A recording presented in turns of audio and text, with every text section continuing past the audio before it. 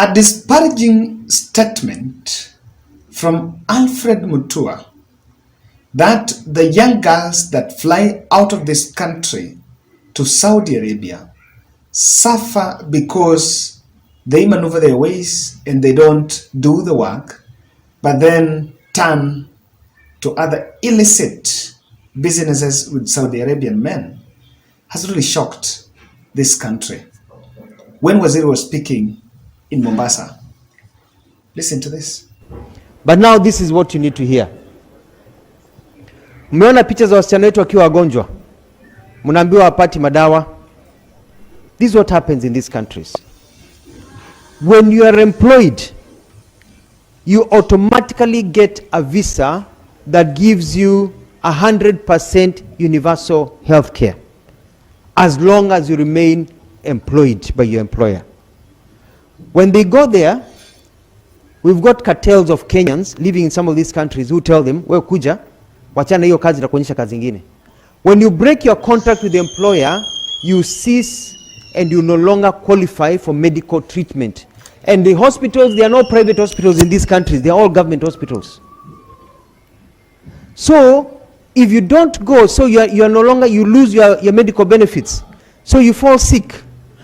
When you go to hospital, you don't have medical cover, they will still treat you, but they will notify immigration who will then deport you. So some of the Kenyans who don't want to get deported don't go to hospital. Ndio unaona picha wasichana wetu. Ile shida nyingine ni wasichana wetu wanapotezwa. Wanaambiwa wewe wacha na hii kazi, you are making 50,000 shillings a month, nitakuonyesha mtu hapa 1 2 3 shot mbili utameka 200,000.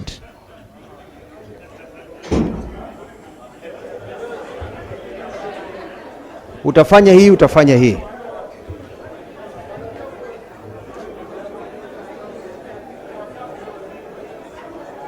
When I met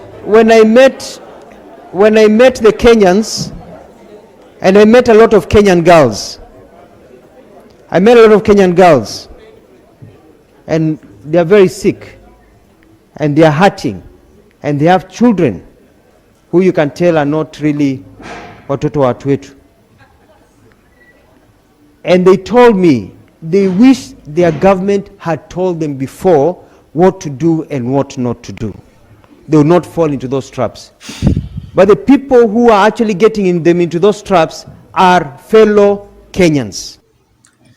I listened to that speech, and we know that the issue of Saudi Arabia has been very emotive because many people give different versions of the story. While victims portray the employers as people who are inhuman, but then the government on the other end seems to portray the government of Saudi Arabia as in good note and blame the Kenyan girls as victims of the same. This is a very worrying trend because we have seen very heartbreaking stories where mtu hatakuli, others are subjected to unprintable treatment, things that you can't even mention live on camera. So my position has been so clear that we needed to look at the supply chain. Why are we defending them? Because in the African setup, when you go somewhere and you find out that huyu mtu anatesa, when you castigate, or rather when ukiongelesha vibaya yeye mbele hawa wajiri sees as if this person is helpless, and so the government is helpless in terms of defending these young girls.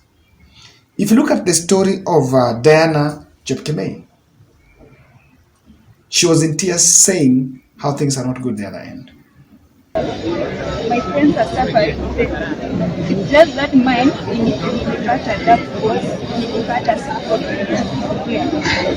People are suffering there, and I'm just pleading with the government, just please do something. People there are mentally tortured, psychologically tortured, and it's not fair. And it's a shame being told there's nothing you can do, there's nothing your government can do. I have power against your government. It's a shame. So I'm just pleading with the government, just please do something. Wasaidie, wanateseka, wanapitia mateso. Ni ile tu mimi nilipata sauti, nilipata support kwenye picha, but kuna watu wako huko mpaka hata mtu saizi ukimuuliza jina yake ajui, mtoto kuuliza kwani wapi ajui. According to Waziri, the young girls that are suffering, they are suffering because wameenda hawezi enda hospitali, and that's not the problem. Some even die there. So do you want to tell us that between going to the hospital utibiwe ili ukuwe deported and dying in the house, the way these ladies cry on cameras, going to social media pages and crying out for help, they would not choose their lives against, they would choose their lives against a threat for deportation? There are also Kenyans in the Gulf that are just doing other jobs and they're doing well. They're supporting their families, and this cadre of domestic workers are the ones that are going through hell. We must really take this head on. I don't see if Waziri is really talking to the heart of the problem. Because for us, I know very well that something's not adding up. But let me tell you, the supply chain needs to be audited. It's one of the most rogue supply chain. I think it looks like human trafficking. In fact, it's inhuman. It's inhuman trafficking. Because I remember at one point, I did a story of a lady who alichukuliwa with an agency. Then they were taken somewhere in Thika. And this Thika was a school. In this Thika school, they were supposed to be trained kupika, kufanya nini hizo vitu za nyumba. Then after that wanangoja visa. As it's processed, then they go to the end. Now I was shocked when I went there. So when we were following the story, the guy told the lady had told us that the institution is certified by NITA, which we later came to realize that was far from it. So tukijaribu kufuatilia this story, it reached a point, it was between our lives and the story. You choose one. Then that's where Anne Mikia will tell you that, Kevin, there is no story that is worth your life. This is a very murky environment, by the way.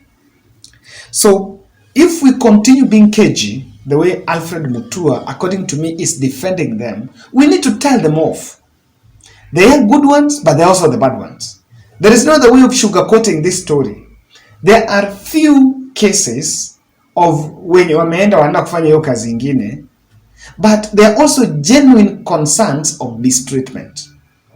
While we single out the few that are also digressing, but we must also talk about the majority that are being mistreated in those houses. That's the truth. We either talk about it, we don't. It's the truth. So if we take this approach, then I see not Waziri or Mutua not dealing with unscrupulous labor vendors that thrive in state protection. They thrive in that. I can tell you, hey, watakwambia kuna mali utanipeleka na hiyo story yako. They will tell you. You know, even though successfully we're in a position to rescue the girl. So, we are subdued by authorities. And I think Kenya Kwanza simply want to protect themselves because it's exposing the kind of rot we have in the society where we have to export that cheap labor for maybe because our place back home we've not had good structures and our labor threshold is not very convincing, and that's the truth. So when we try to be in the defensive space, then we cannot audit the supply chain to Gulf. I wish, that's my point. Instead of sugarcoating all this, let's audit that supply chain fully from here, starting from referral to these vendors who are now calling themselves agents, the other end, and then we need that supply chain we need to be track and trace, so that mtoto wako akiwa huko mama unajua, and you are allowed to talk to, some of them don't even talk there. There's that supply chain should be, so that in case of anything anyone can raise the alarm. Akiwa huko na kuna shida, it do not need immediate attention back home here. Hata agent wa huko na ule mwenye mpeleka hapa, in this supply chain it's tight that anyone, all of them can be held responsible. It becomes a collective responsibility. But not a situation where an agent here masquerading as vendor, a vendor here masquerading as an agent, anarusha mtoto huko, akishampeleka huko, is telling you now deal with the other end.